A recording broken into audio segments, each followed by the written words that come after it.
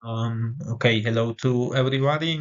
My name is John Brian Castillo Cardona. My course is English Dashboard Level 1. My instructor Isabel Cristina Arango Villanueva. This is my video presentation of my nieces. Who are they? These are my nieces, Martina and Gabriela. Martina to the left and Gabriela to the right. Martina is 8 years old and Gabriela is 6 years old. Martina was born on June 18 of 2017 and Gabriela was born on July 15 of 2019. They are Colombian and they live in Villa Maria Caldas with their family. Description: Martina and Gabriela are elementary students. They go to school every day and learn many new things. They are happy, active, and very smiling.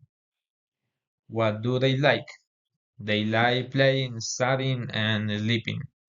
They enjoy coloring, skating, and playing with their grandparents. They also love watching Netflix, especially kids series. What is your daily routine? Martina and Gabriela have a simple daily routine. They wake up early, brush their teeth, get dressed, and eat breakfast. Last, they go for school.